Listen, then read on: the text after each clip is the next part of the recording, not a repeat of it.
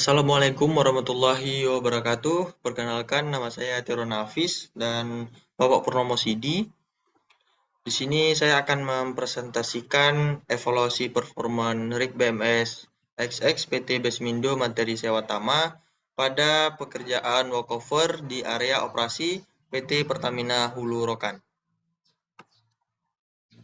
Next, adapun outline yang akan saya bahas pada presentasi kali ini, yang pertama ada pendahuluan, yang kedua metode, yang ketiga hasil dan pembahasan, dan terakhir kesimpulan. Next, yang pertama yaitu pendahuluan, di mana untuk menghasilkan minyak dan gas bumi ke permukaan, tentunya ada beberapa langkah yang harus dilakukan, mulai dari proses pengeboran hingga penyelesaian sumur. Derrig atau mas merupakan komponen terpenting dalam penyelesaian operasi pengeboran, karena disinilah letak semua peralatan dan perlengkapan yang diperlukan dalam proses pengeboran.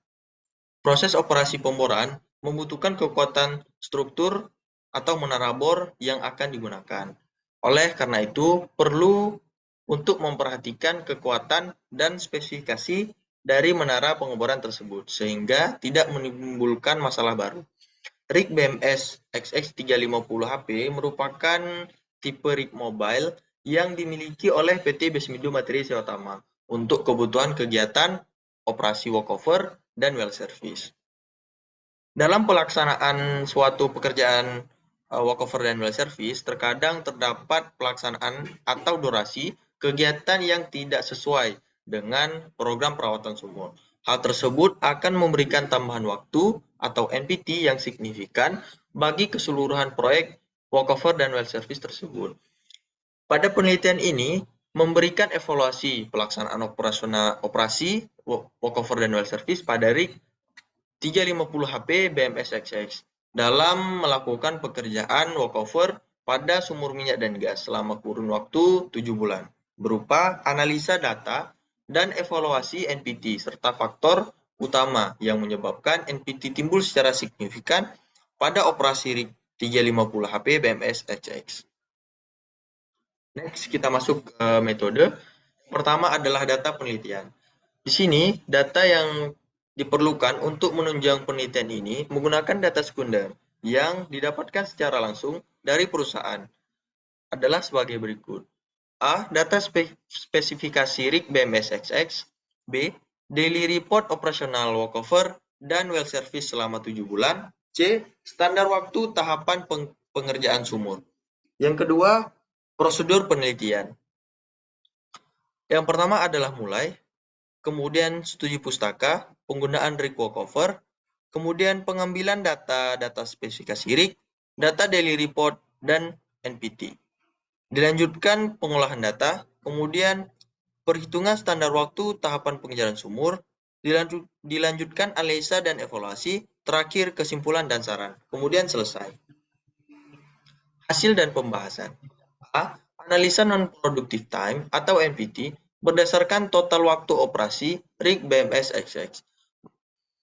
Pada saat mendapatkan data total waktu operasi dan juga data non-productive time, maka dapat melakukan evaluasi pada performa RIG. Dalam melakukan operasi dan memberikan solusi alternatif untuk meningkatkan kinerja dari RIG tersebut.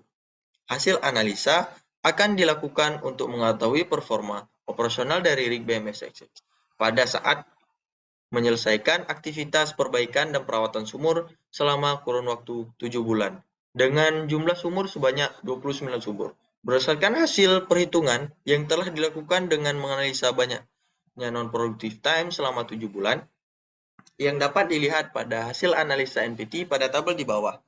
Di mana pada tabel di bawah, periode bulan Juni sampai bulan Desember selama 7 bulan didapatkan productive time sebanyak 3.808,25 jam dan NPT sebesar 395,75 jam sebanyak 29 sumur. Next. Nah, berdasarkan hasil analisa terhadap rasio NPT atau total waktu pada RIG BMS-XX yang dapat dilihat pada grafik di atas, yang menampilkan bahwa NPT terbesar didapatkan pada bulan Oktober dengan total waktu 111 jam, sehingga dapat dikatakan bahwa jenis NPT pada rig BMS-XX yaitu waktu tunggu cuaca, yang merupakan salah satu dari berbagai jenis permasalahan yang dapat menyebabkan perubahan pada rencana kerja rig. Kemudian, berdasarkan hasil analisa terhadap permasalahan yang muncul pada rig BMS-XX sehingga dapat dikelompokkan menjadi 3. Permasalahan utama yang menghambat jalannya operasional rig. Yang pertama adalah waktu tunggu perbaikan. Yang kedua, waiting on weather atau waktu tunggu cuaca. Yang terakhir adalah waiting on equipment atau waktu tunggu peralatan. B. Performa rig BMS-XX. Berdasarkan gambar di samping, presentasi performa rig BMS-XX didapatkan. Performa rig pada bulan Agustus dan Desember berada di atas 80%. Dan pada bulan Juli, Oktober dan November didapatkan performa rig di atas 70%. Dan yang terakhir yaitu bulan Juni dan September berada di kisaran 60%. Di mana seperti yang kita ketahui, pada bulan Agustus dan Desember, performa rig masih cukup baik, di atas angka 80%. Dapat dilihat pada tabel di samping. Kemudian pada bulan Juli, Oktober, dan November didapatkan performa rig di atas 70%, di mana dapat dikategorikan sedang. Kemudian untuk yang terakhir adalah bulan Juni dan September, berada di kisaran 60%, di mana seperti yang kita tahu pada tabel sebelumnya, pada bulan Juni dan bulan September itu terjadi NPT yang cukup signifikan. Kemudian untuk masalah yang menyebabkan turunnya performa dari rig BMS-XX selama 7 bulan adalah permasalahan waktu tunggu cuaca, waktu tunggu peralatan, dan waktu tunggu perbaikan. Selanjutnya kesimpulan dan saran. Adapun yang dapat diambil adalah sebagai berikut. Yang pertama, rig BMS-XX memiliki 3 jenis permasalahan terbesar yang terjadi, yaitu pada waktu tunggu cuaca, waktu tunggu perbaikan, dan waktu tunggu peralatan. 2. Pada jenis permasalahan untuk waktu tunggu cuaca, memiliki jumlah persentase hasil sebesar 75%. Yang ketiga, untuk jenis permasalahan waktu tunggu perbaikan mempunyai persentase sebesar 5%, di mana ini cukup kecil.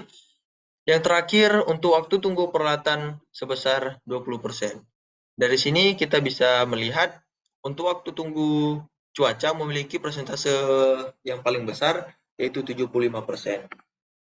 Yang keempat, berdasarkan jumlah persentase hasil pada 3 jenis permasalahan pada rig BMS-XX ini, dapat disimpulkan bahwa persentase hasil terbesar ialah pada waktu tunggu cuaca.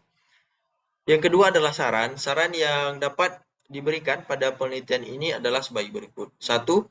Terus mempertahankan dan meningkatkan performa rig yang dapat dikatakan cukup baik pada saat melakukan kegiatan atau perbaikan maupun perawatan sumur. Di mana berarti kegiatan workover dan well service yang dilakukan pada rig BMS-XX masih cukup baik.